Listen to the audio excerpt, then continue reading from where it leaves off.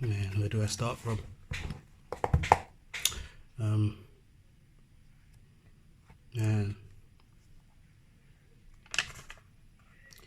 it's crazy because we keep hearing about these youths killing each other and stabbing each other and shooting each other. In fact, it's actually got to that stage.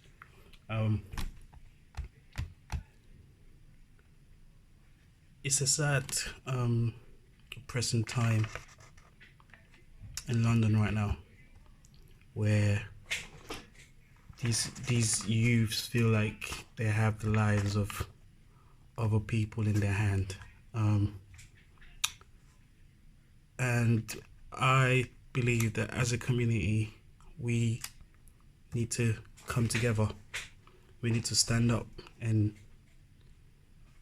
start making them understand that lives are not theirs to take. As adults, we've got to start letting them understand that life is precious, life is delicate. You take someone's life, that's you robbing them. And in fact, that's them robbing themselves of the future that they could be living. Because although you might stab the person or shoot the person, but you still have to live with that conscience of you knowing that you took another person's life. You might feel like you've fulfilled your goal at that point, but in the future you're gonna have to sit down by yourself and think, this whole thing about stabbing, it's not new. Yeah, it still feels like a fresh cut that's happened, but it still feels like it's I can't quite put my word on it, because I'm a I'm a person where if something happens to me, I tend to put it in, and I feel like I'm getting to that stage where I have to say something, or else I'm just gonna sort of implode. It's taken me this long to come out with it, and I recently spoke to my missus about it, and yeah, it's something I'm currently dealing with. So in June of 2011, my elder sister, was fatally stabbed.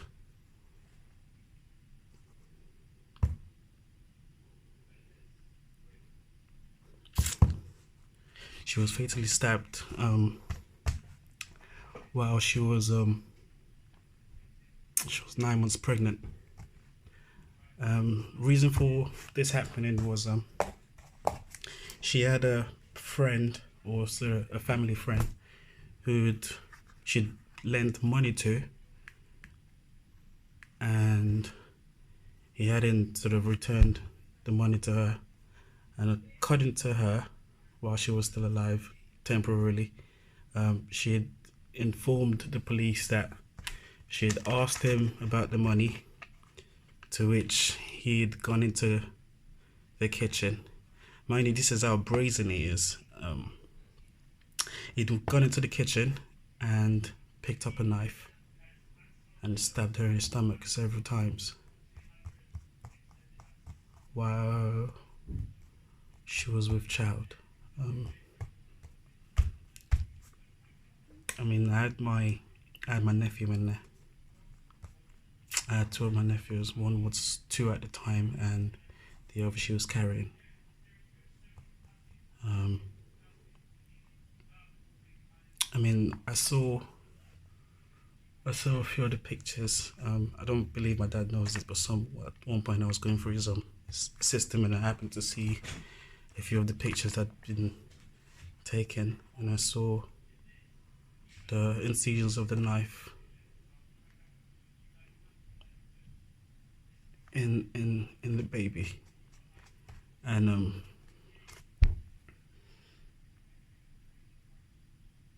I still can't get that out of my head. I mean, this has been almost 10 years and it still feels quite fresh to see something like that. And then I saw my sister,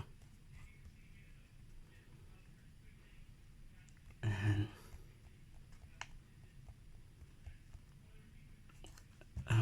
it's one of those things that when you see, you have to question a lot of things. You have to question life. You have to question, you know, the well-being of people. You have to question their upbringings. You have to question everything, literally everything. Because you can imagine, just first of all, seeing your sister, your family member being hurt, the things that run through your mind. And then you see your parents, how they react to such news. And they're helpless. And then you have family members who are meant to come and comfort you, who say that it's the will of God.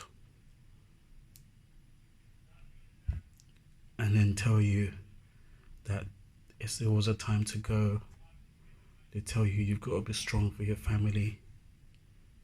They tell you that God knows best. And yet the perpetrator is still roaming around the world free.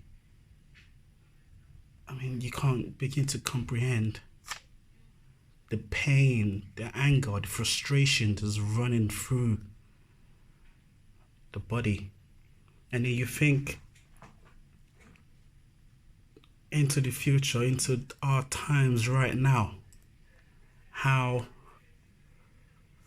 young ones are walking around with knives, saying they're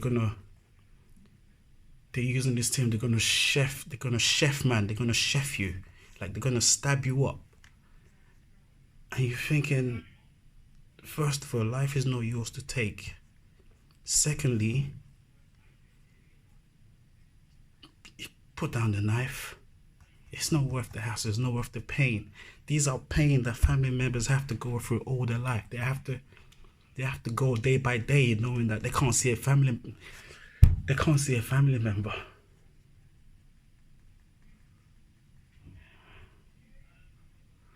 Throughout this period when my sister died, I remember, I mean, a lot of people don't know this, but I closed up. I shut myself in a, it was a mental cage where I was going around just trying to look for trouble. I just thought, you know what, anyone who came around me is gonna get it. I was out for blood. I was out for vengeance. I was out for it. And it took me the most of about 2 months to realize that it really wasn't going to bring my sister back. It wasn't going to undo the things I'd seen. It wasn't going to bring any sort of closure to what my family was going to go through and how we're going to move on from it. I mean, even just even still saying it now, I'm never going to see my sister again. It's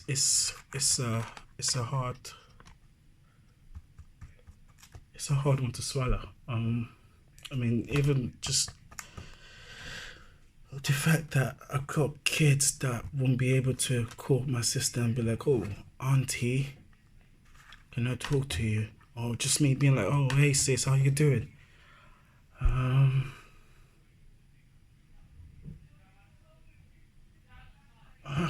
can't. Oh, excuse me.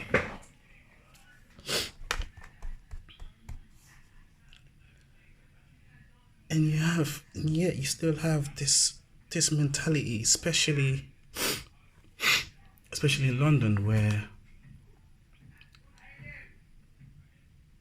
like I said, these youths, they're just running wild, and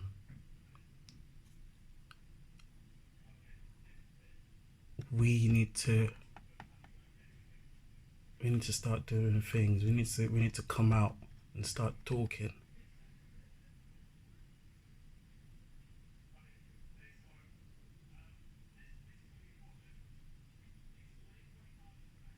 We need to start talking, because if we don't talk,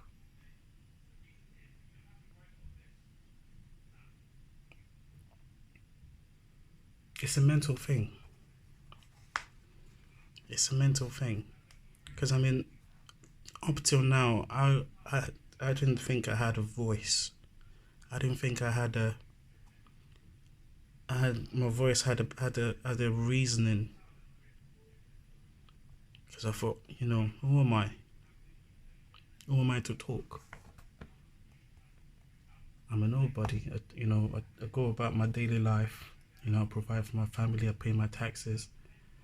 I'm no one. I'm not a social media person. I'm not out there. I'm not showing my face in places that I don't need to be. I'm not a celebrity. So who am I to talk about this stuff? But you know what? It doesn't take a celebrity to reach a person. It doesn't take a celebrity to have the opinions picked up, because these days, I believe that it takes one person voicing out to call for a change. It takes one person to call out.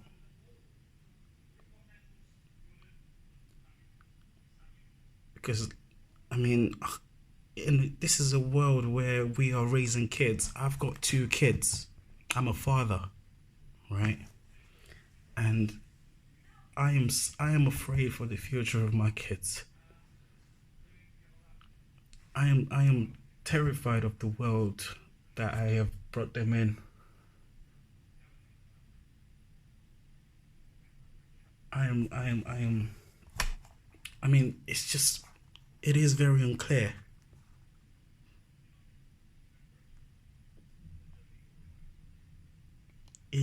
I am doing the best that I can to ensure that they have the upbringing that will take them through. I mean, yeah, my mom is always bragging about religion, but a lot of times religion does its best to shield you, but if it's a thing where the society you live in, and also the mental well-being of your child, all plays effect. It's easy to say it's just about the parents and pointing fingers. Oh no, it's the parents' fault. But the parents got to provide for the child.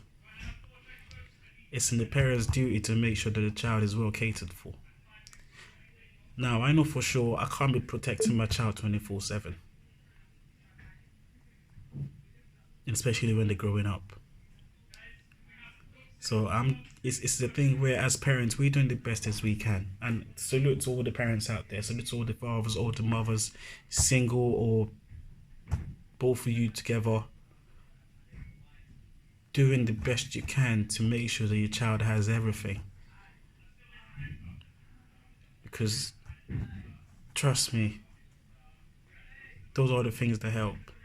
And now for the kids who are out there saying, oh, they're doing road. Listen, if it's a thing where you feel like you need to be a man and you're trying to prove your manhood, there's other ways you can do that. You don't have to prove yourself that you're a man at 16 by going out and stabbing someone and taking another person's life. This is London. I was riding back home the other day and I saw on the newspaper, I think it was in the Evening Standard, 5 killed within 24 hours. 5. That's the London we're living in. 5.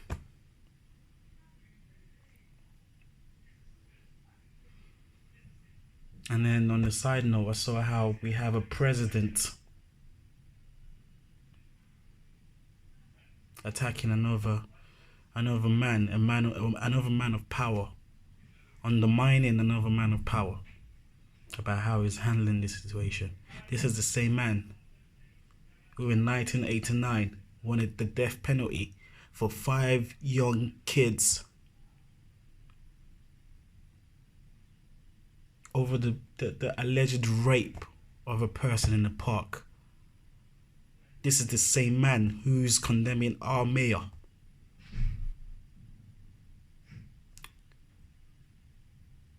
It makes you think, doesn't it?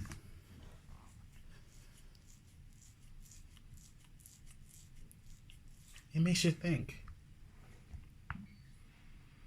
that if the head of state of a country can actually say that about a prime minister, who is actually making his best efforts to make sure that everyone is on the right side and calling for parties to unite together in order to stop this massacre that's happening amongst our youths, then what are we doing? Are we just reading the newspaper and just flicking through? Are we just watching the news and just hearing, oh, a 16-year-old has been stabbed to death? An 18-year-old has been stabbed, has been fatally knifed to death.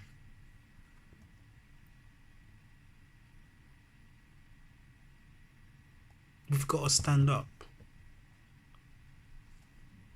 As a community, as a country, we've got to stand up. Honestly, I am quite elated that I am doing this because, like I said, it's taken me a very long time to voice my opinion, and I feel like if I hadn't come out, I don't know my well-being as of these moments.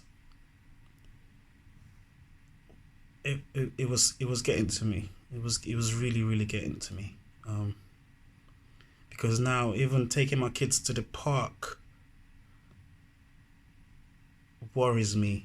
And these are my kids. My kids are 3 and 2. And I also have, cousins and whatnot who are coming of age that will say, okay, let's go to the park.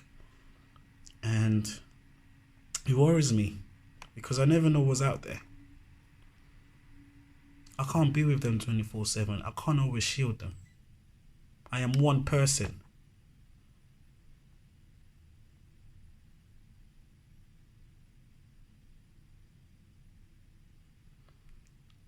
And in all honesty, I'm literally wearing this red to signify that it is time for us to come together and stand up.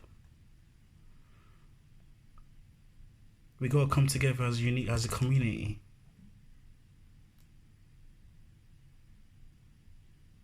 We gotta come together.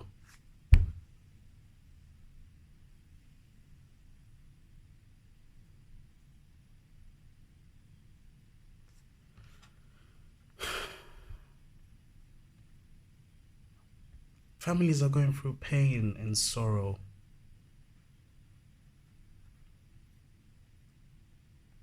The emotion is rife. I can only imagine what they're going through because I've been there. I've had to hold my family up. I've had to hold my mom up.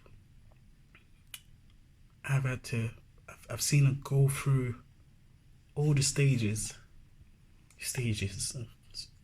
Even if I calling these stages, it's not even a stage. It's everything together. Everything together. and it's not one that can be explained. And that's why I said it's easy to call it stages, but it's very, very difficult to explain. Any person who's lost someone knows and understands.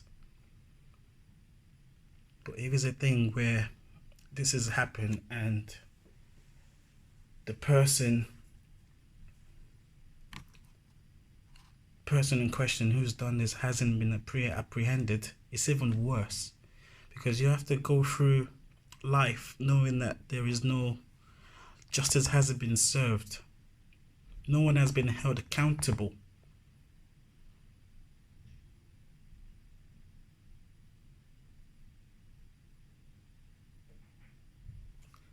Oh man, even just talking about this is literally draining. I feel so drained right now.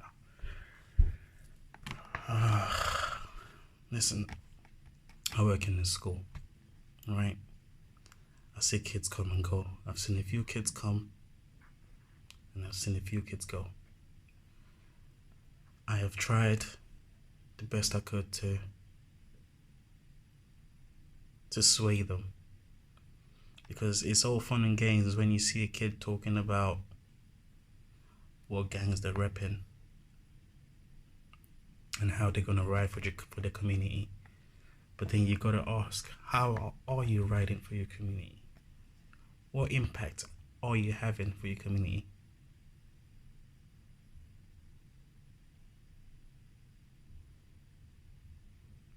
That's why I'm using this medium. How far this little recording is gonna go, I don't know, but I really hope that today, as I'm making this recording, I hope it goes as far,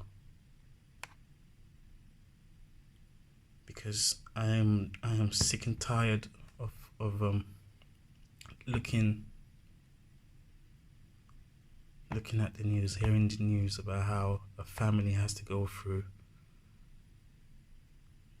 not ever being able to see their child, their baby, their precious baby. I don't want to see it. I am tired of it. We're in 2019. We're meant to be leaving a world that is safer for our kids, yet we still live our lives like we're in a jungle or in a scary movie.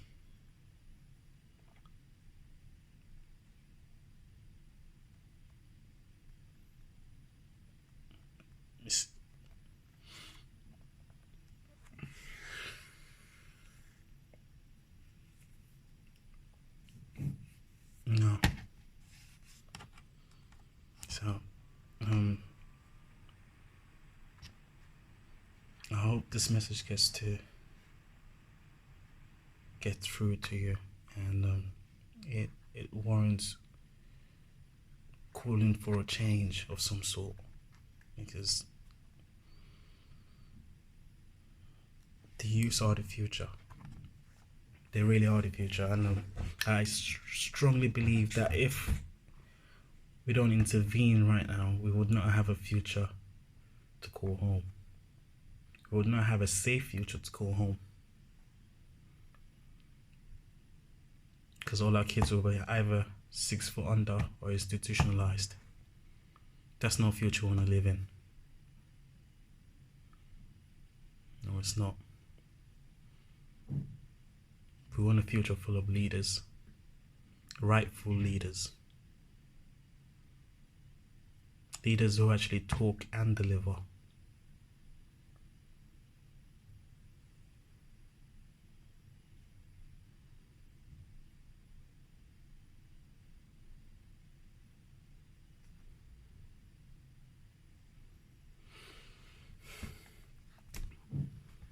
I'm proposing a little gathering in and around Northumberland Park in N70, London, on the 30th of June. That's a Sunday. Whoever's able to join, can feel free. But please, just when we do come together,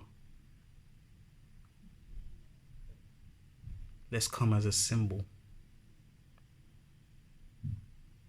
Let's all come as to make a stand that this London is ours. London is ours.